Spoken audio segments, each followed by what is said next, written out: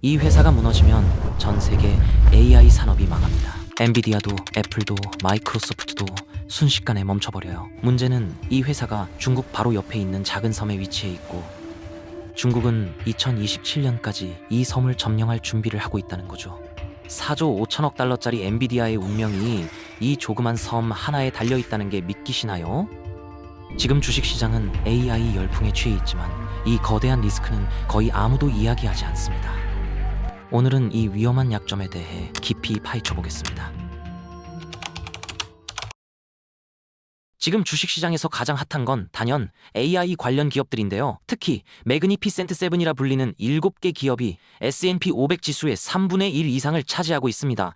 애플, 마이크로소프트, 아마존, 구글, 메타, 테슬라, 그리고 엔비디아까지 이 기업들 주가가 계속 오르면서 투자자들은 환호하고 있는데 저는 솔직히 볼수록 불안해지거든요. 이 7개 기업의 시가총액을 다 합치면 웬만한 나라 GDP를 훌쩍 넘는 수준이에요. 단 7개 회사가 미국 증시 전체를 좌지우지하는 상황인 거죠. 주가가 오르는 것 자체가 문제는 아닙니다. 그건 한참 동안 지속될 수 있어요. 진짜 문제는 이 모든 기업들이 하나의 공급처에 목숨을 걸고 있다는 겁니다. 이 7개 기업 중 하나라도 흔들리면 도미노처럼 무너질 수 있는 구조인데 그 핵심에 엔비디아가 있고 엔비디아의 핵심에는 TSMC가 있습니다. 마치 거대한 피라미드가 하나의 받침돌 위에 서 있는 것과 같은 구조예요. 받침돌이 흔들리면 전체가 무너지는 거죠.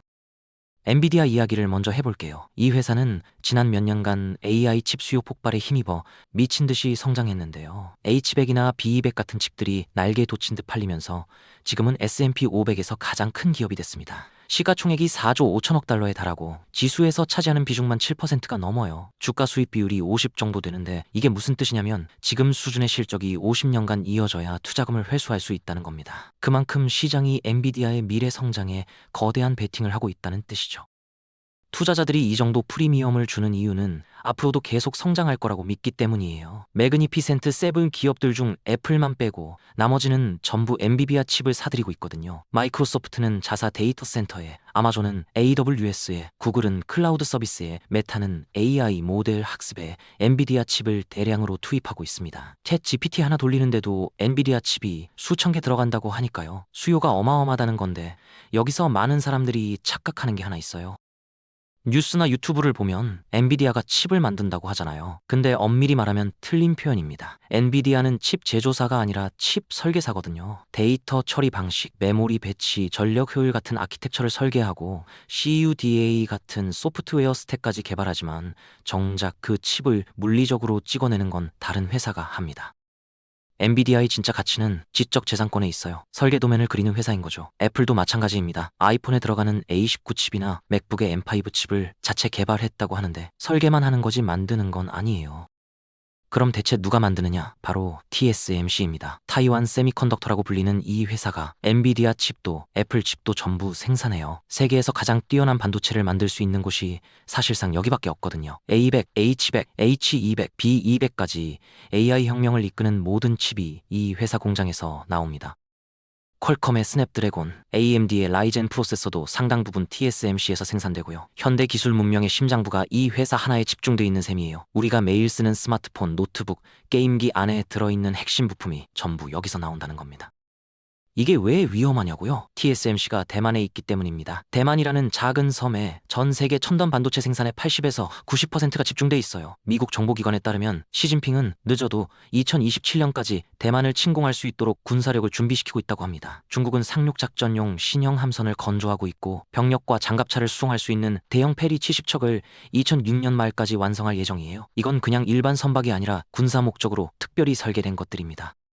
최근 몇 달간 대만 주변 해역에서 대규모 군사훈련을 반복하고 있는데 훈련 규모와 빈도가 점점 늘어나고 있어요. 중국 전투기들이 대만 방공 식별구역을 침범하는 횟수도 기록적인 수준이고요. 이게 단순한 무력 시위가 아닐 수도 있다는 거죠. 물론 중국이 정말로 침공할지는 아무도 모릅니다.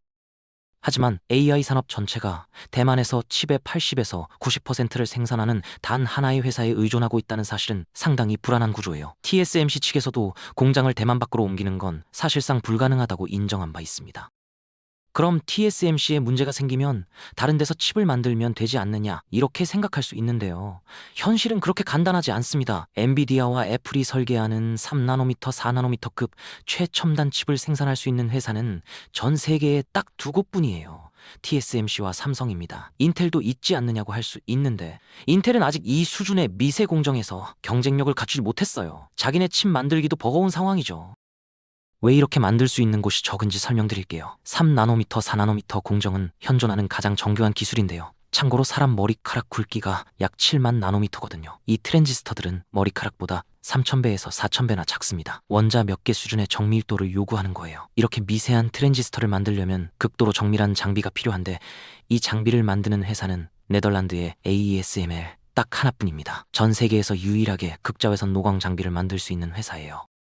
ASML의 EUV 노광 장비는 한 대에 3억에서 4억 달러 정도 하고 전 세계에 수백 대밖에 없습니다. 이 장비 하나가 트럭 40대 분량이고 설치하는 데만 몇 달이 걸려요. 부품 수가 10만 개가 넘고 조립만 1년 넘게 걸린다고 합니다. 근데 이 장비를 가지고 있다고 해서 바로 3나노 칩을 만들 수 있는 게 아닙니다. 수십 년간 축적된 경험과 노하우, 전문 소프트웨어, 특수 화학물질 공급망까지 전부 갖춰야 하거든요. 이런 조건을 충족하는 건 TSMC와 삼성뿐이에요. 그럼 삼성한테 맡기면 되잖아요. 이렇게 생각할 수 있는데 여기도 문제가 있습니다. 삼성은 TSMC 다음으로 앞선 파운드리지만 품질 면에서 격차가 꽤 커요. 4나노 공정에서 수율 문제가 심각했는데 수율이란 생산한 칩 중에서 정상 작동하는 비율을 말합니다. 삼성은 불량률이 높아서 칩을 만들면 상당 부분이 버려진다는 거죠. 일 보도에 따르면 삼성의 수율이 TSMC보다 20% 이상 낮다는 이야기도 있어요. 3만 달러짜리 GPU나 200달러짜리 아이폰 프로세서를 대량 생산하는데 20%가 불량이면 손실이 어마어마하잖아요. 엔비디아가 코로나 팬데믹 때 삼성 8나노 공정으로 RTX 30 시리즈를 만들었는데 수율이 너무 안 좋아서 다음 세대부터는 바로 TSMC로 돌아갔습니다. 직접 경험해보고 다시는 안 쓰겠다고 한 거예요. 퀄컴도 비슷한 경험을 했고요. 결국 최고 품질을 원하면 TSMC밖에 선택지가 없는 겁니다. 그래서 미국이 반도체 자급자족을 추진하고 있고 TSMC도 애리조나에 공장을 짓고 있지 않느냐 맞습니다. 미국 정부가 칩스법을 통해 수백억 달러를 투자하고 있어요. 하지만 공장 건물을 세운다고 바로 최첨단 칩이 나오는 게 아닙니다. 애리조나 공장은 이미 수년째 지연되고 있는데 원래 2024년에 가동하려던 첫 번째 공장이 올해 말이나 내년으로 밀렸고 두 번째 공장은 2028년은 돼야 준비될 것 같아요.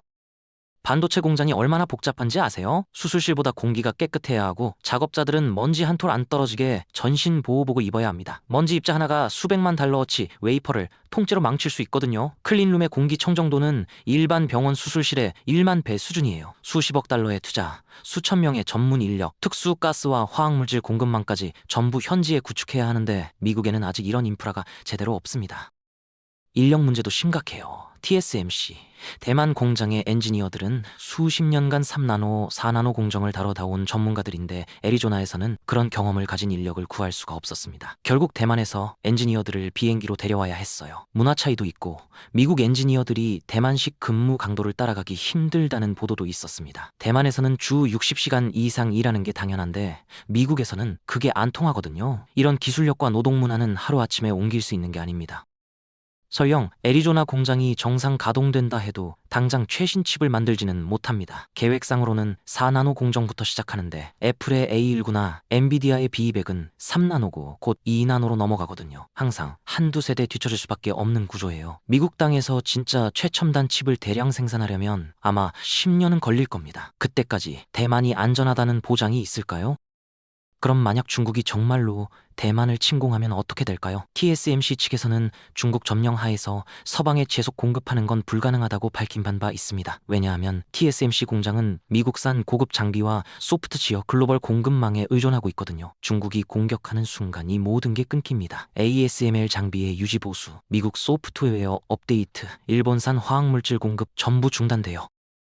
공장 시설이 파괴되지 않더라도 부품, 장비, 기술 지원을 받을 수 없으면 가동 자체가 안 되는 거예요. 그래서 미국 정부가 대만 상황을 그렇게 예의주시하는 겁니다. 미국은 중국이 대만을 침공하면 거의 확실히 개입할 거라고 알려져 있고 심지어 TSMC 장비가 중국 손에 넘어가느니 차라리 파괴하는 게 낫다는 입장까지 있어요. 실리콘 방패라는 표현이 있는데 대만의 반도체 산업이 역설적으로 대만을 지켜주는 방패 역할을 한다는 뜻이에요.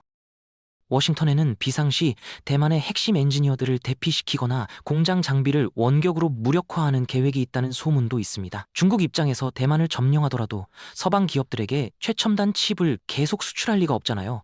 그걸 무기로 쓰겠죠. 지금도 중국은 휘토류 정제의 90% 이상을 장악하고 있는데 이건 우연이 아닙니다. 전략적으로 핵심 자원을 통제해온 거예요. 전기차 배터리, 방위산업 장비 등 핵심 원자재를 쥐고 있으면 엄청난 협상력이 생기거든요. 필요할 때 수출을 제한하면서 압박할 수 있잖아요. 여기에 TSMC까지 더해지면 서방 경제에 치명타를 줄 수 있는 카드가 완성되는 겁니다. 생각해보면 정말 아찔해요. 중국 해안에서 불과 180km 떨어진 작은 섬 하나가 사라지면 엔비디아 칩 생산이 멈추고 애플 칩 생산이 멈추고 그 여파가 아마존, 마이크로소프트, 테슬라, 메타, 구글까지 퍼져나갑니다.